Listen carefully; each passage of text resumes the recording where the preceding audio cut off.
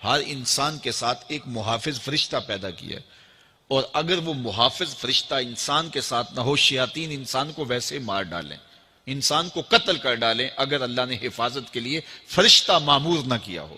یہ انسان کے دشمن ہیں، اور انسان کو شیاطین راہ مستقیم سے ہٹانے کے لیے دن رات کوشاں ہیں۔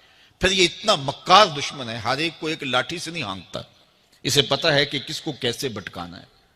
ایک شب زندہ دار جس کو سحری کے وقت اٹھ کے آنسو بہانے کا لطف ملتا ہے، اب شیطان اس کو کہے کہ سحری کے وقت اٹھا نہ کر، تو وہ شب زندہ دار جب اس کے آنسو مصلے میں جذب ہوتے ہیں اور وہ اترتے ہوئے آنکھوں سے آنسو اتنی لذت اسے دیتے ہیں کہ دنیا ما فیہا کی لذتیں ایک طرف اور یاد خدا میں رونا ایک طرف۔ اب شیطان کسی کو کہے کہ سحری کے وقت اٹھا نہ کر، تو کوئی شیطان کی یہ بات تھوڑی مانے گا، تو شیطان اسے یہ کہتا بھی نہیں ہے، اسے کہتا نہیں اٹھا کر، لیکن صبح بتا دیا کر کے میں تہجد گزار ہوں، اسے ریا میں مبتلا کرے گا۔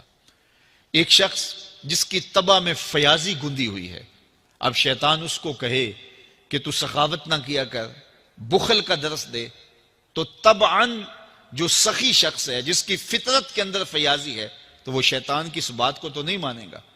شیطان اسے یہ کہتا بھی نہیں کہ تو بخل کر، اسے فضول خرچی کی طرف لگا دے گا، اسے ان کاموں میں خرچ کرنے کی ترغیب دے گا جس کا اس کو اور معاشرے کو کوئی فائدہ نہیں ہوگا۔ اس لیے شیطان رخ بدلتا ہے۔ ایک شاعر جس کی طبع کے اندر لطافت ہے، نرمی ہے، محبت ہے، اب شیطان اس کو کہے کہ فلاں کو قتل کر دے، تو شاعر تو شاخ سے پھول بھی نہیں توڑ سکتا، تو پھر وہ کسی کا سر کاٹ دے، یہ کیسے ممکن ہو سکتا ہے؟ شیطان ایک شاعر کو یہ کہتا بھی نہیں، اسے وہ شراب اور شباب کے پیچھے لگا دیتا ہے۔ اب اتنا سخت دشمن، اتنا مکار دشمن، حضرت سیدنا غوث اعظم رضی اللہ تعالیٰ عنہ فرماتے ہیں میرے اوپر صحاب نور چھا گیا اور آواز آئی، عبد القادر تو نے اللہ کی اتنی عبادت کی ہے، اتنی ریاضت کی ہے کہ شریعت کا ہم تمہیں اب مکلف نہیں رہنے دیتے، اور اب تو نماز نہ پڑھے اور دیگر اعمال نہ کرے تو تجھے کوئی پکڑ نہیں، میں تیرے اوپر ایسے راضی ہو گیا ہوں۔ تو ایسے بادل سے آواز آئی، کہتے ہیں مان میرے دل میں خیال آیا کہ اگر عبادت کا مکلف نہ ہونا ہوتا تو امام الانبیاء صلی اللہ علیہ وسلم سے بڑھ کر کون اللہ کا مقرب تھا۔ حتی تتورم قدماہ، حضور جب نماز پڑھتے اور اس قدر لمبا قیام کرتے حضور کے مبارک پاؤں سوج جاتے، لیکن ان کو تو کہا گیا وَعْبُدْ رَبَّكَ حَتَّى يَأْتِيَكَ الْيَقِينُ، انہیں تو کہا گیا کہ آخری سانس تک اللہ کی عبادت کرنی ہے، تو میں کون ہوں کہ مجھے کہا جائے کہ تو اب عبادات کا مکلف نہیں رہا، کوئی بات نہیں ہے۔ تو کہتے ہیں میں لا حول ولا قوت الا باللہ پڑھا تو وہ جو مجھے نور نظر آ رہا تھا وہ سیاہی میں بدل گیا۔ تو وہ ابلیس تھا جو اس رنگ میں مجھے بھٹکانا چاہتا تھا، کہا عبد القادر اس مرتبے پہ پہنچے ہوئے کتنے لوگوں کو میں نے گمراہ کر دیا، تیرے علم نے تجھے بچا لیا۔ تو میں نے کہا ظالم میرے علم نے مجھے نہیں بچایا، میرے اللہ کے فضل نے بچایا۔ تو کہا پھر بچ گیا ہے، کئی میں نے یوں لوٹ لیے۔ تو اتنا مکار دشمن ہو جو ہمارے اوپر مسلط ہے اور دن رات کوشاں ہے ہماری متاع عمل لوٹنے کے لیے، متاع ایمان لوٹنے کے لیے، تو پھر مجھے بتاؤ کہ ہم کیا غافل ہو کے بیٹھیں گے؟ ایسے ناپاک وجود کا مقابلہ کوئی آسان ہے جو ہماری متاع عمل لوٹتا ہے، متاع ایمان لوٹتا ہے، ہمیں عمل کرنے نہیں دیتا، کریں تو وسواس ڈال رہا ہوتا ہے، کر لیں تو ریا میں اور تکبر میں مبتلا کر کے، عجب میں مبتلا کر کے کیا ہوا عمل بھی لوٹ لیتا ہے۔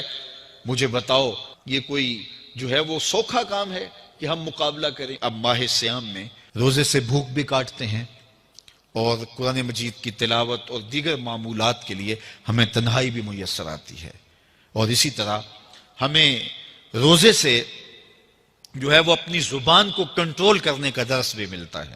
تو روزہ تمہاری زبان کا محافظ بن جاتا ہے، پھر روزہ تمہاری شہوات کے کنٹرول کا ذریعہ بن جاتا ہے، اور روزہ تنہائی کی وجہ سے اختلاط سے جو خرابیاں پیدا ہوتی ہیں ان سے تمہیں بچا لیتا ہے۔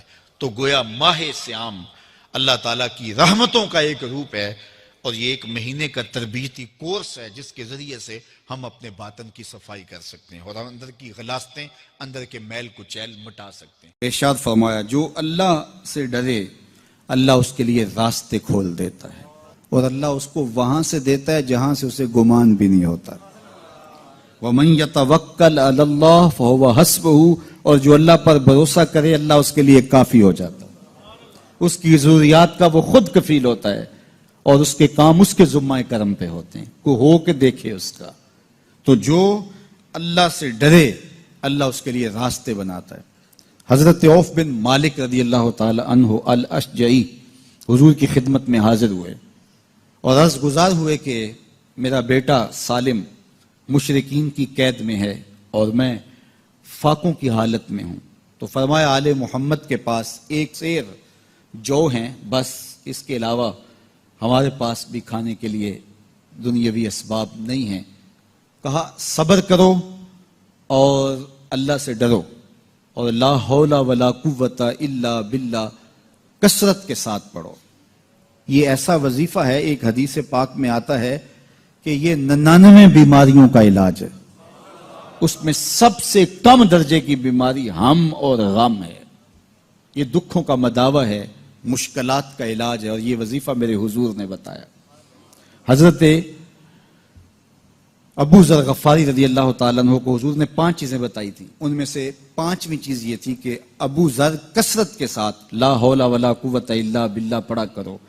فرمایا عرش الہی کے نیچے ایک خاص خزانہ ہے، یہ وظیفہ وہاں سے آیا ہے، یہ زندگی میں معمول بنا لو، جب پھنس جاؤ مشکلات میں آ جاؤ تو لا حول ولا قوت الا باللہ پڑھو، اللہ راستے کھولے گا۔ تو حضور نے 3 چیزیں فرمائی، اللہ سے ڈرو، صبر کرو، اور کثرت کے ساتھ لا حول ولا قوت الا باللہ پڑھو۔ وہ فرماتے ہیں کہ میں یہ عمل شروع کیا، ابھی گھر میں بیٹھا ہی تھا کہ دروازے پہ دستک ہوئی، تو میں اٹھا کہ دروازہ کھولوں دیکھوں کہ کون ہے، تو دروازہ کھولا، دیکھا میرا بیٹا کھڑا ہے اور اس کے پیچھے 100 اونٹ کھڑے ہیں۔ تو میں نے کہا کہ تم اور یہ اونٹ؟ کہا مجھے موقع لگ گیا، میں ان کی قید سے بھاگ آیا اور آتے آتے ان کے 100 اونٹ بھی ہانک لایا ہوں۔ وَيَرْزُقْهُ مِنْ حَيْثُ لَا يَحْتَسِبُ، وہ تمہیں وہاں سے رزق دے گا جہاں سے تمہیں گمان بھی نہیں، اس کے ہو کے تو دیکھو۔ اللہ اکبر، اللہ کے ہو جاؤ تو پھر وہ تمہاری ضرورتوں کا کفیل ہو جائے گا۔ فرمایا حضرت عبداللہ ابن مسعود رضی اللہ تعالیٰ عنہ نے کہ کسی شخص کو فقر و فاقہ آ جائے تو وہ لوگوں کو بتائے کہ میں آج کل بڑے مشکل حالات میں ہوں، ہر وقت لوگوں کو بتاتا رہے تو اس کی مشکل بڑھے گی، اس کی مشکلیں آسان نہیں ہوں گی اس طرح۔ اور اگر وہ اپنی اس مشکل کو کسی سے شیئر نہ کرے بلکہ مصلی بچھا کے اپنے رب سے کہے کہ مالک فقر و فاقہ آ گیا ہے اور اس کا علاج تیرے پاس ہے، اس مرض کا مداوع تیرے پاس ہے۔ تو حضرت عبداللہ ابن مسعود فرماتے ہیں کہ رسول کریم نے فرمایا جلد یا بدیر اللہ اس کو مالا مال فرما دے گا۔ یہ بھی کبھی کر کے دیکھو، مشکل آ جائے، فاقہ آ جائے، مصیبت آ جائے، کسی سے نہ کہو، صرف اپنے رب سے کہو، پھر دیکھنا اس کی کرم نوازیوں کا می کیسے برستا ہے۔ فرمایا اللہ پر بھروسہ کرنے کا جو حق ہے اگر وہ تم ادا کر دو، وہ تمہیں ایسے رزق عطا کرے جیسے پرندوں کو عطا کرتا ہے۔ ہم تو دکان پہ جانا ہوتا ہے، فیکٹری میں جانا ہوتا ہے، ہم اپنے کاروبار پہ جانا ہوتا ہے، نوکری پہ جانا ہوتا ہے، مزدوری پہ جانا ہوتا ہے، ہمیں پتہ ہے کہاں آج صبح جانا ہے، لیکن پرندوں کو کوئی پتہ نہیں ہوتا کہاں جانا ہے، راس المال بھی نہیں ہوتا، لیکن صبح نکلتے ہیں، شام کو کبھی بھی خالی پیٹ نہیں آئے۔ بن توکل پنچھی اڑ دے، خرچ نہ پلے زیرا ہو۔ گھر سے خالی پیٹ نکلتے ہیں، جب واپس آتے ہیں تو پیٹ بھرے ہوئے ہوتے ہیں، اور پھر جو ان کی ضرورت ہوتی ہے اللہ وہ ساری ضرورتیں پوری کرتا ہے، جو جو ضرورت ان کی ہوتی ہے۔ یہ شیر کتنا گوشت کھاتا ہے اللہ روز اسے دیتا ہے، یہ ہنس روزانہ سچے موتی کھاتے ہیں، اور آپ مارکیٹ میں لینے جائیں لاکھوں روپے لگا کے تولے ماشے کے حساب سے آپ خریدتے ہیں، پھر بھی آپ کو یقین نہیں ہوتا کہ یہ سچے ہیں یا 2 نمبر ہیں۔ اور ہنس دنیا پہ کروڑوں جانور پائے جاتے ہیں، روز کھاتے ہیں، صبح بھی، شام بھی، دوپہر بھی، پیٹ بھر کے کھاتے ہیں، اللہ روز انہیں عطا کرتا ہے۔ کہا اس پہ تھے تو بوڑھے بزرگ جو مسجد میں جانے سے قاصر تھے وہ گھروں میں بیٹھ کے قرآن پڑھتے ہوتے تھے، اور عموماً ظہر کے وقت بھی اور صبح کے وقت بھی گھروں سے قرآن پڑھنے کی آوازیں آیا کرتی تھی۔ آج گھروں سے پاپ میوزک کی صدائیں سننے کو تو ملیں گی، لیکن قرآن کے نغمے موقوف ہو گئے. یہی وجہ ہے کہ آج ہمارے گھروں سے برکت روٹ گئی ہے. دولت کی فراوانی کے باوجود، وسائل کی کثرت کے باوجود، اسباب آسودگی حاصل ہونے کے باوجود نہ آسودگی ہے، نہ سکون ہے، نہ طمانیت ہے، نہ برکت رہی، اس لیے کہ ہمارے گھروں سے قرآن رخصت ہو گیا. آج صبح اٹھ کے فیس بک کا چہرہ تو دیکھتے ہیں لیکن قرآن کا نقشہ نہیں دیکھا جاتا.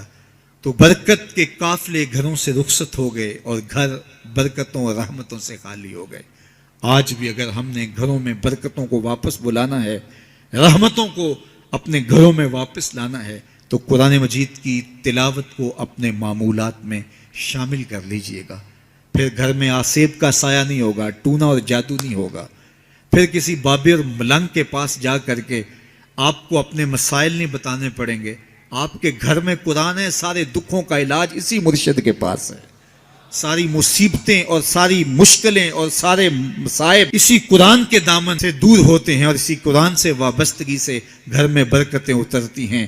پھر آپ کو نہ آسیب، نہ جادو، نہ ٹونا، اور نہ کسی نے کوئی بندش کی ہے، نہ کسی نے کوئی مسئلہ کیا ہے، کچھ نہیں ہوگا. آپ کے گھروں پہ رحمتوں کے سائے ہوں گے، اس لیے کہ آپ کے گھروں میں قرآن جب تلاوت ہوگی تو رحمتوں کے فرشتوں کا نزول ہوگا. تو جب رحمتوں کے فرشتے تمہارے گھر میں اتریں گے تو پھر کوئی مصیبت، کوئی پریشانی، کوئی بندش، کوئی دکھ آپ کے گھروں میں نہیں ہوگا. اس لیے قرآن مجید کی تلاوت کو اپنے معمولات زندگی میں شامل کیجئے. دیکھیے یہ رمضان المبارک کا مبارک مہینہ اکثر گھروں کے اندر قرآن مجید کی تلاوت کا معمول رہا، اور جو دن باقی ہیں ان ایام میں تلاوت کلام مجید کا معمول باقی رہے گا. تو اس کی برکتیں آپ اپنی آنکھوں سے دیکھ رہے ہیں. اور اگر یہ پورا سال ہمارے گھروں میں معمول باقی رہے، ہماری صبح کا آغاز ہی قرآن مجید کی تلاوت سے ہو، بیٹیاں بھی قرآن کھول کے صبح بیٹھ جائیں اور بیٹے بھی قرآن کھول کے بیٹھ جائیں، بوڑھے بھی قرآن کھول کے بیٹھ جائیں، جوان بھی قرآن کھول کے بیٹھ جائیں، تو مجھے بتائیے کہ کتنی رحمات اور کتنی برکات کا گھروں میں نزول ہو. تو اس لیے اپنے گھروں میں قرآن مجید کی تلاوت کے معمول کو کبھی بھی ترک نہ کیجیے. چاہے روز کے 2 صفحے پڑھیے، قرآن مجید کی تلاوت کے معمول کو باقی رکھیے. اور اگر اللہ آپ کو نصیب کرے تو اس کو مفہوم اور ترجمے کے ساتھ پڑھنے کی کوشش کیجیے، تاکہ قرآن کا جو ہمارے نام پیغام ہے وہ بھی ہم سمجھ پائیں کہ قرآن ہمیں کیا بتا رہا ہے اور ہمیں کیا میسج دے رہا ہے، تاکہ ہماری زندگیاں اس پاکیزہ کتاب کی روشنی اور کتاب کے اجالوں میں بسر ہو. اور یہ کتاب اللہ کا تیسرا حق ہے کہ اس کو مفہوم و مطلب کے ساتھ سمجھنے کی کوشش کریں.